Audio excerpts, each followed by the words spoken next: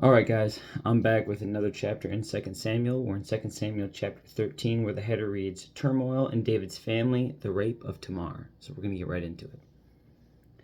Now David's son, Absalom, had a beautiful sister named Tamar. And Amnon, her half-brother, fell desperately in love with her.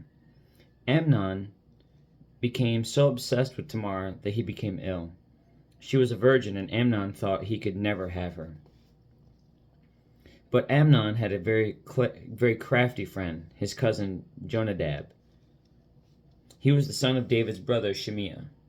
One day Jonadab said to Amnon, "What's the trouble? Why should the son of a king look so dejected morning after morning?"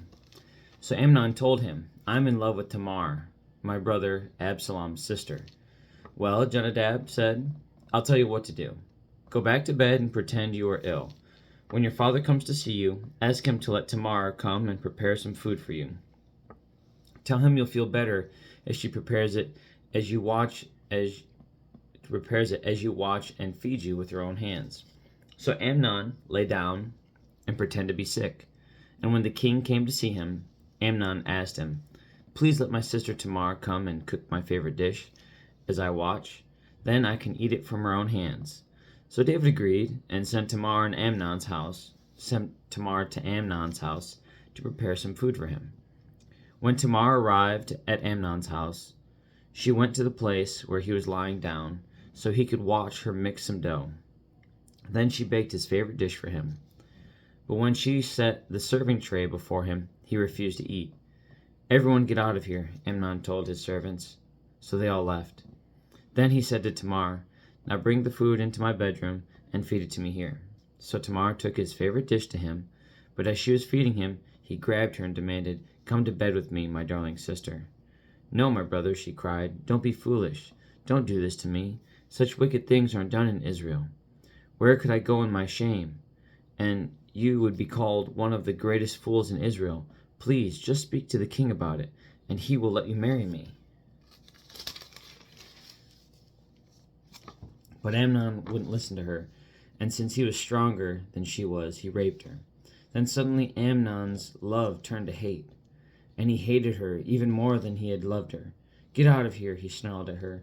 "No, no," Tamar cried, "sending me away now is worse than what you've already done to me." But Amnon wouldn't listen to her. He shouted for his servant and demanded, "Throw this woman out and lock the door behind her." So the servant put her out and locked the door behind her. She was wearing a long, beautiful robe, as was the custom in those days for the king's virgin daughters. But now Tamar tore her robe and put ashes on her head. And then, with her face in her hands, she went away crying. Her brother Absalom saw her and asked, "Is it true that Amnon has been with you?" "Well, my sister, keep quiet for now, since he's your brother. Don't you worry about it." So Tamar lived as a desolate woman in her brother Absalom's house. When King David heard what had happened, he was very angry. And though Absalom never spoke to Amnon about this, he hated Amnon deeply because of what he had done to his sister. 2 years later, when Absalom's sheep were being sheared at Bel-hazor near Ephraim, Absalom invited all the king's sons to come to a feast. He went to the king and said, "My sheep shearers are now at work. Would the king and his servants please come to celebrate the occasion with me?" The king replied, "No, my son. If we all came, we would be too much of a burden on you." Absalom pressed him, but the king would not come, though he gave Absalom his blessing. "Well then," Absalom said, "if you can't come, how about sending my brother Amnon with us?" "Why Amnon?" the king asked. But Absalom kept on pressing the king until he finally agreed to let all his sons attend, including Amnon. So Absalom prepared a feast fit for a king. Absalom told his men, "Wait until Amnon gets drunk.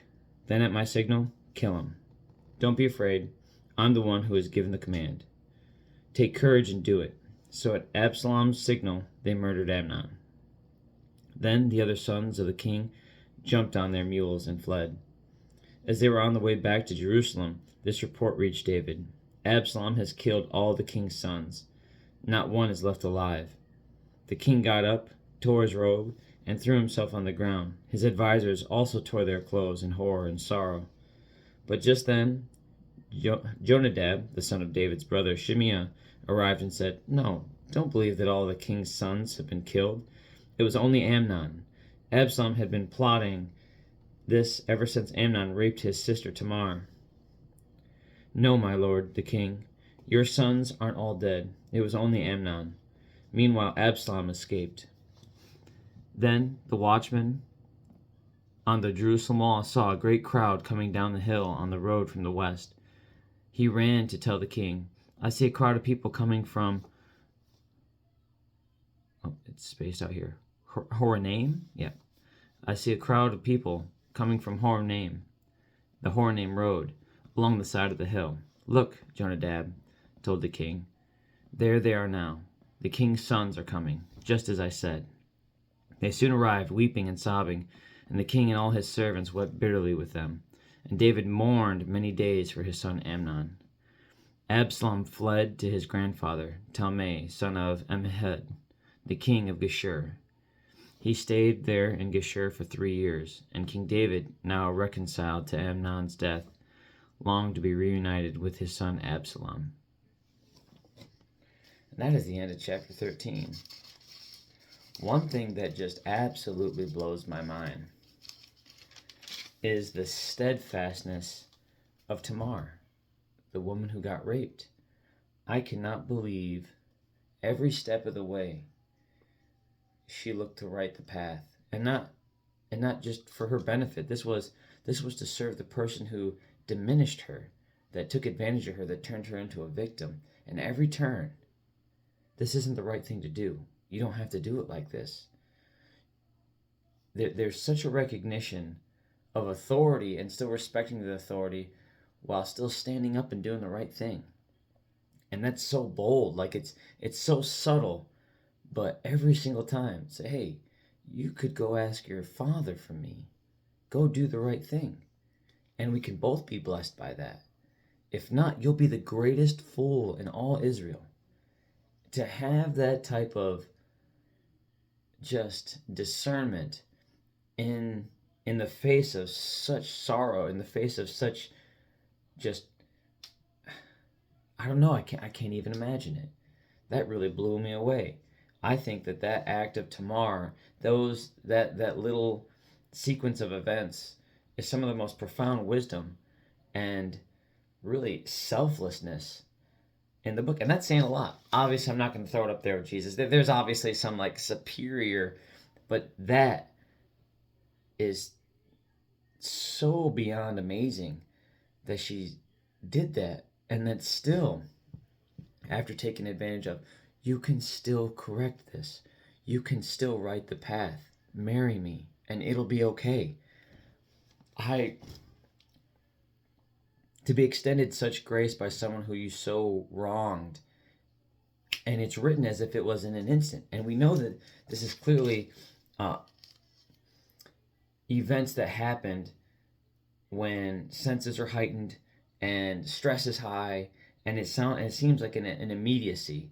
Say, nope, one thing led to another. It was clearly premeditated, but when one thing led to another, she still responded in such grace. That's a really powerful message here in Samuel 13. That turn the cheek and all. There's so many things that she could have done to shame him, and to do that. That was never the angle. She was just, no, everything can be okay. If you just do it like this, everything will be okay. Oh, you messed up again. Hey, you can still correct this. Do not continue down this path. Right now, you did something bad, but don't make it worse. You can still correct this. Just go to your father and ask him for me. Ask him to marry me.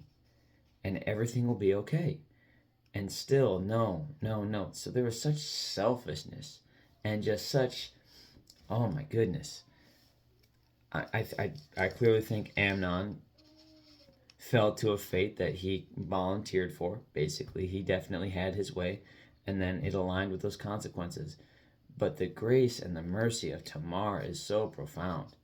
That blows my mind. I couldn't imagine witnessing that in real time, the forgiveness of something like an atrocity that I would have done to someone, and someone would be like, it's okay, we can fix it.